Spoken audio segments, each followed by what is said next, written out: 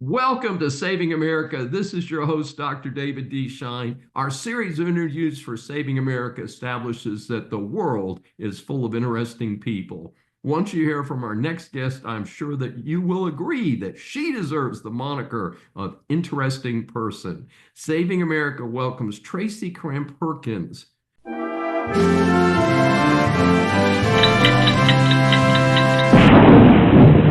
Who is an award-winning author, a four-time dementia caregiving survivor with 16 years of experience caring for four family members with various dementias and other illnesses. It is her mission to supply caregivers with the proven shortcuts to reduce the stresses of dementia care. Tracy teaches hands-on solutions for reducing repetitive questions, meltdowns, and wandering. She includes tips using simple, inexpensive fixes found at hardware and office supply stores. Tracy holds a Bachelor of Science from Central Washington University. She worked her way through college with a variety of positions. For the last 18 years, Tracy has been a managing partner at Perkins Power Products, a manufacturer's representative agency serving the industrial electrical industry in the Pacific Northwest.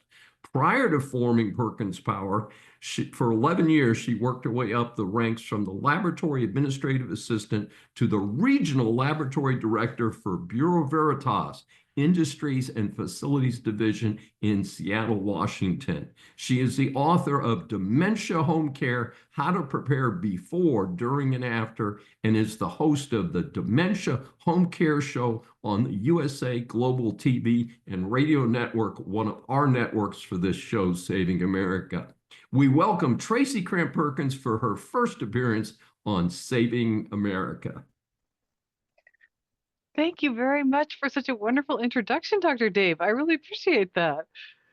Hey, we want people to know what a super person you are. As you know, we asked three formatted questions based on our research. And our first question is, your book covers so many topics. Why is it important to have such a resource when dealing with a person with dementia?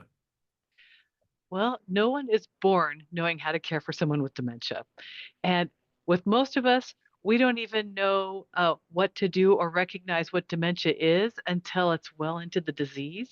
And by that time, there's not a lot of support tools advertised out there that is really in general knowledge. And what happened with my family and me is I got a phone call from my younger sister. She said that my dad was unconscious on the floor of his living room. And when he woke up a week later in the hospital, he was diagnosed with moderate Alzheimer's disease. So it really caught us off guard. And because we didn't have all the paperwork in place properly, I didn't have the right power of attorney to take him out of the hospital, and they refused to let me take him home.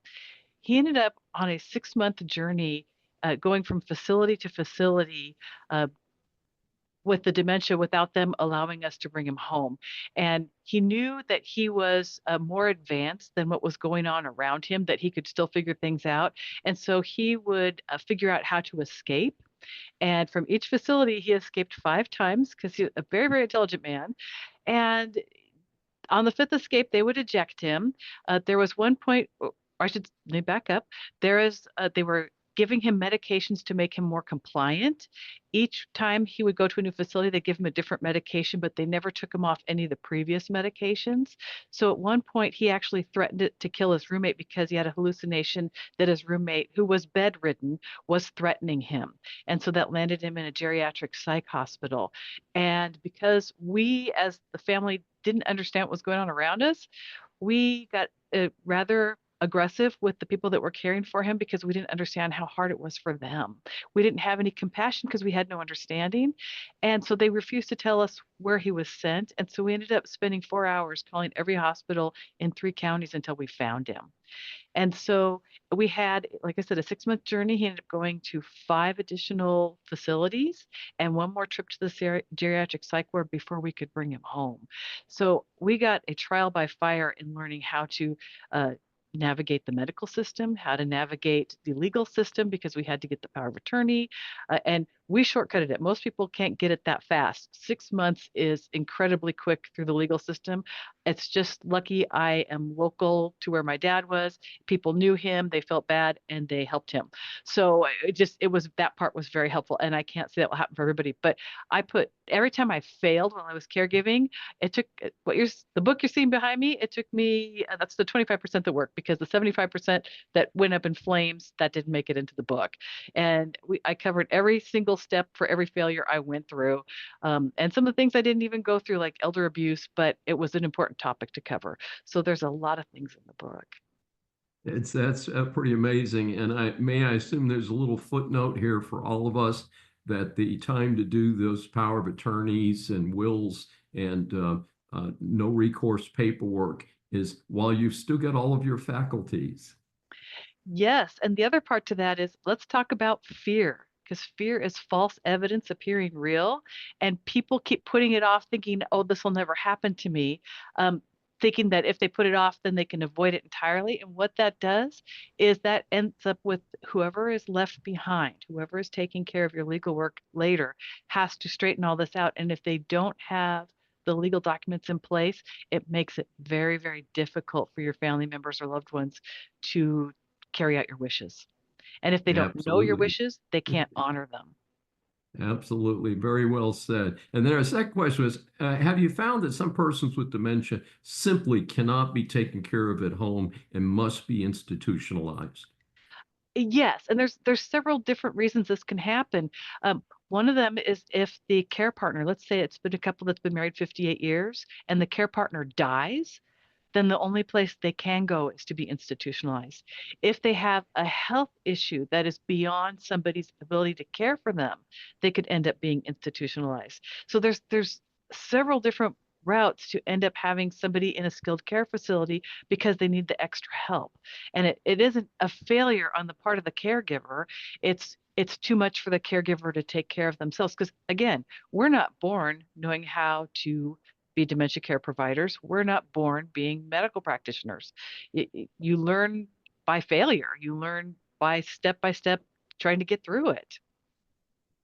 And in those cases, one of the things that kind of cursed me anytime I see the word institutionalized, and I was thinking about your 6 month struggle, is what did the medical bills look like?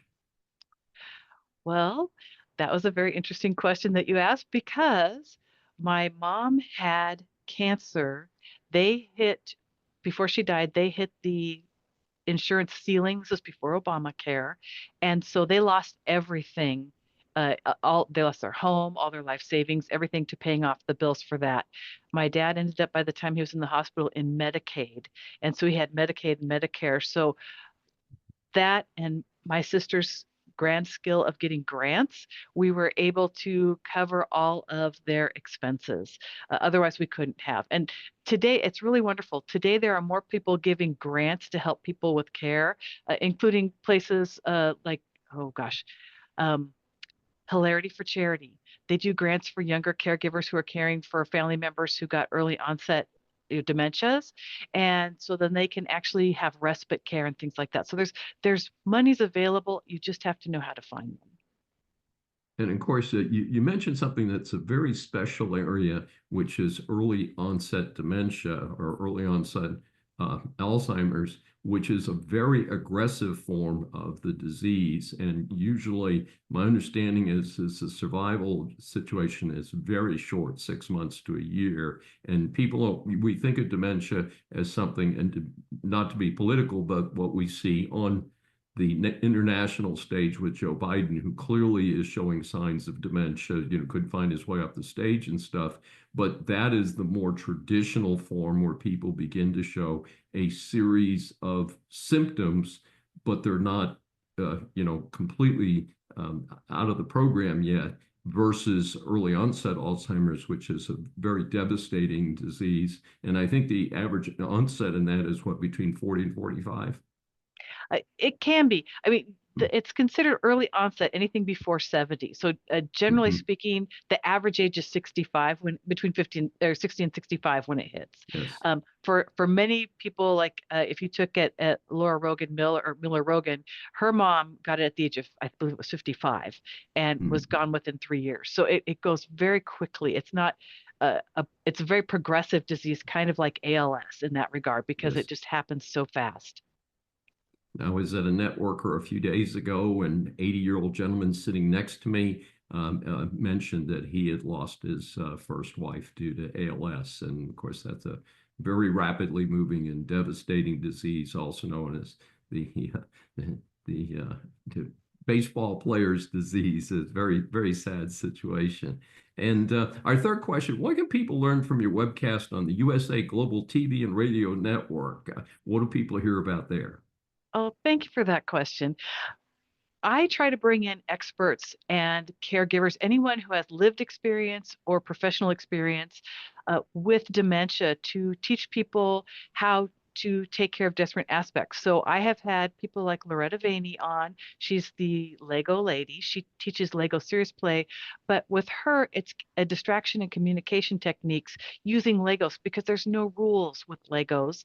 And so you can use it to communicate with how somebody's feeling, to keep somebody from agitation. You can put that in their hands and allow them to create. Again, no rules, no structure. They can do whatever they like, and no one can tell them they're wrong, which is happens a lot. Why people get upset, because everyone keeps correcting them. You, this gives you a freedom to just play. And so it's a wonderful tool. I've also had PK Bevel on. She's the inventor of the virtual dementia tour. And with that, she teaches family caregivers and professional caregivers what it feels like to have dementia. And it's a 15-minute tour. They put you in a space like an apartment, and they give you different, I shouldn't say commands, but they give you different instructions on just simple things like sitting down in a chair and tying your shoes, walking across the room, picking up coins off of your dresser, just simple things. But when you have the visor on, you get the achromatopsia that comes with dementia. So you're going to get the tunnel vision. You kind of see in black and white. It's very difficult to see, and it's just through a slit lens. You have headphones on that gives you a similar feeling of the tinnitus that is happening for somebody, let's say, with Alzheimer's disease. So it's very hard to process what someone's saying to you. They put in the gloves to make it difficult for you to feel, so that you understand what the nerve degeneration is like. And also, they put pads in your shoes. So again, it makes it difficult to feel the floor, which is why you might see dementia patients walking with shuffled footsteps, because Mhm. they can't feel the floor, and that's their way of solving that problem. One of my friend's mothers has macular degeneration as well as dementia. She lives in her home, and it has cement steps outside it. And when she leaves her home, instead of holding the guardrail, she can't see, so she bends in half. Now she's 90 years old, and she touches her way with her hands because she can't feel it with her feet for each step. And it's terrifying to watch, because you think she's going to fall at any moment, and there's no way to really catch her because there's not enough space to have somebody there to catch her. So, I mean, it's a lot of different things that can happen, because and if you have the compassion to understand how it feels, it makes it easier to cope with it. Well, that is some really fascinating information, and I think very helpful to some of the many Americans who are facing these type of challenges with loved ones, unfortunately. And as we talked about, is hardly any family is completely saved from it, and just tends to be what type of resources are available and things like that. Now, how can our audience get more information about you, your book, and your webcasts? Well, you can reach me on my website at tracycramperkins.com. You can also reach me on Facebook, Instagram, and LinkedIn. My book is available in wide release, so you can find it on Amazon, Barnes& and Noble, Target, Walmart, your favorite independent bookseller, and also your local library. Fantastic. Well, thank you, Tracy Cram Perkins, for your wonderful information. And it's so helpful. It's so great to meet you. This is Dr. David D. Schein for Saving America. Thanks for joining us, and please subscribe on your favorite platform.